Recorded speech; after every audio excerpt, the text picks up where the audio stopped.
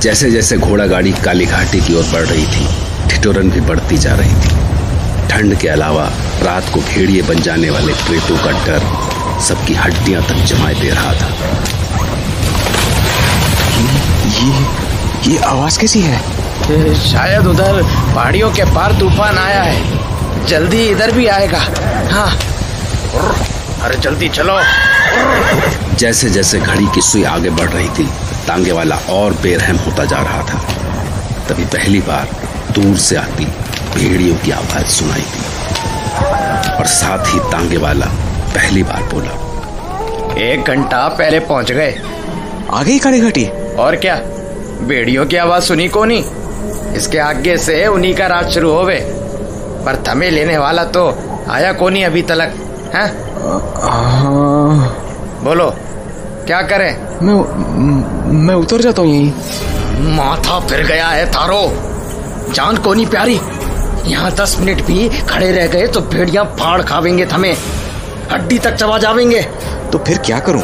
इंतजार ही करना पड़ेगा, और चारा कोनी।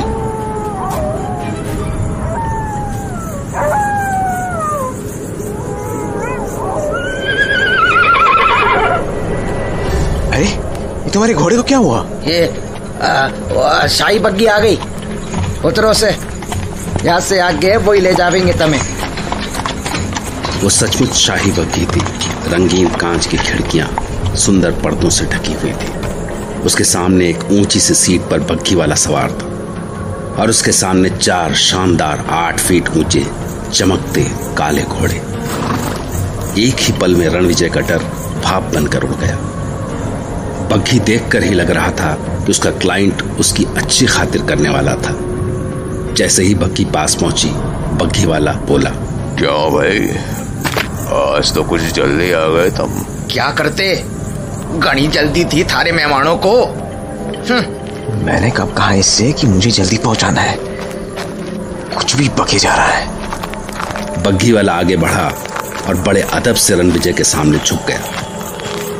हमारे साथ चलो। हाँ चलो। जरा रुको से।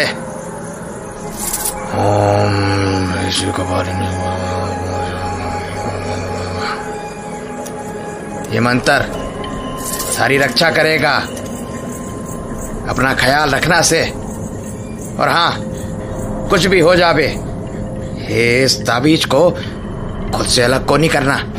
हाँ, कुछ भी हो जाए इससे क्या मतलब है इसका?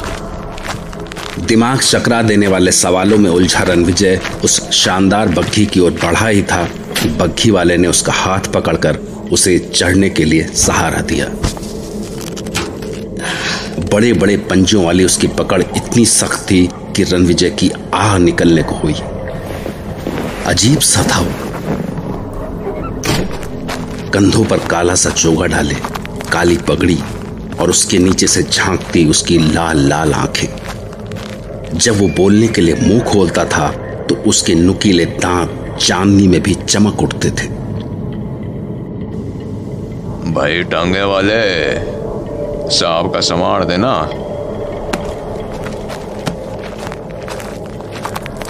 बग्घी वाले ने रणविजय का बैग लिया और अंदर उसके पैरों के पास डाल दिया।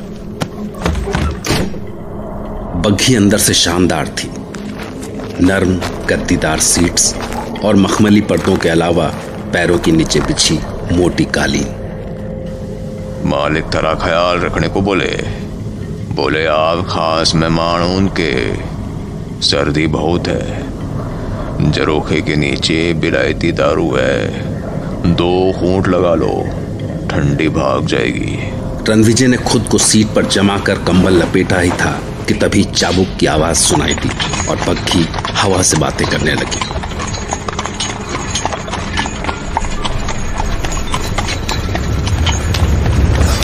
घोड़ों की रफ्तार से लग रहा था जैसे वो और भी जल्दी में थे।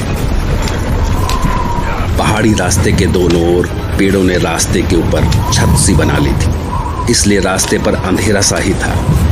इसलिए बग्घी को बस उसके आगे दोनों ओर लगी पीतल की लालटेनों की रोशनी का ही सहारा था।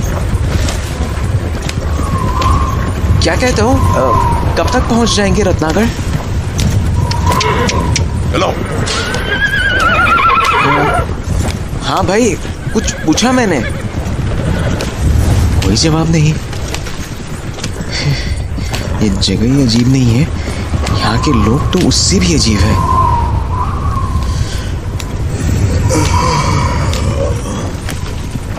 उस ठिठुरन और डर के बाद भी जाने कैसे रणविजय को नींद आ गई या शायद बेहोशी।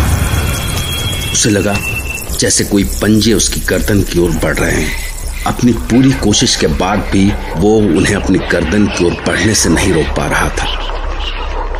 ऐसा लगा जैसे छोटा सा बकरी का बच्चा बाघ को रोकने की कोशिश कर रहा है। अगले ही पल वो पंजे उसकी गर्दन पर थे। जैसे जैसे पंजों की पकड़ मजबूत होती जा रही थी, उसका दम घुटता जा रहा था। सांस रुकने से उसकी आंखें बाहर निकल आने को थीं। तभी उसे बग्घी की खिड़कियों से छन कर आती चांदनी में बग्घी वाले का लंबा, सूखा और पथरीला सा चेहरा दिखा और गड्ढों में से झांकती उसकी एक जोड़ी लाल आंखें। वो जोर से चीख पड़ा।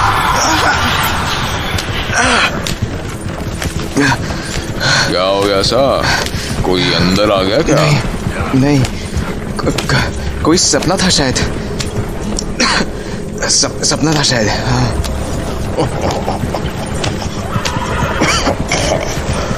तब चिंता कौन है, ठाठ से बैठो, अब तो रास्ता भी अच्छा है।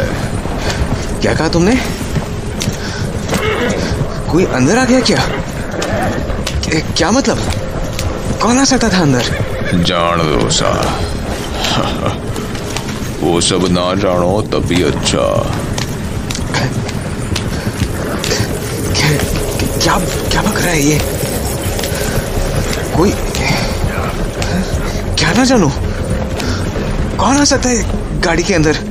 कहीं वो रणविजय बग्घी के अंदर किसी के घुस आने के ख्याल से ही इतना डर गया था कि वो उसे ढूंढने लगा। सीट के नीचे, पर्दे के पीछे, जहां भी ढूंढ सकता था ढूंढने लगा। कहाँ है?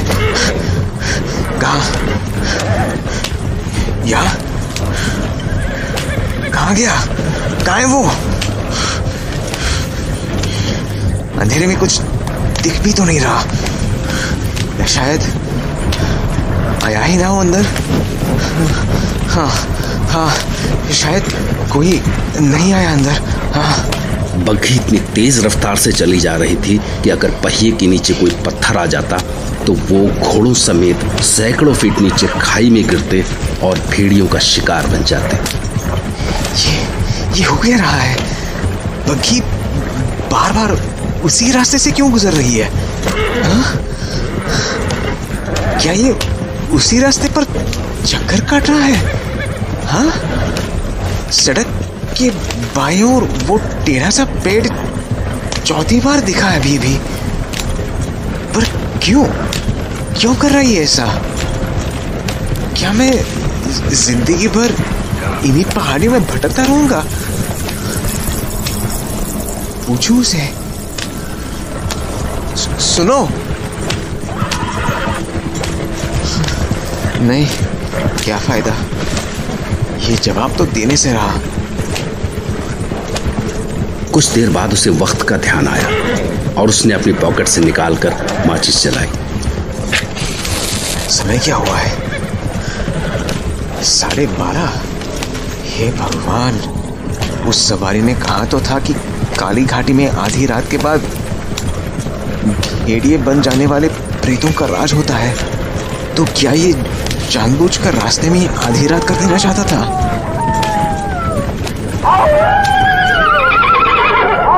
अरे क्या हुआ भाया? ये तो इनका रोज का है, ये तमें खावे कोनी। चलो बच्चों, चलो चलो। बग्घी इतनी तेज भागी जा रही थी कि रणविजय को उसकी सीट के आसपास जो कुछ मिला उसने उसे कस कर जकड़ लिया। अरे क्या हुआ इन घोड़ों को?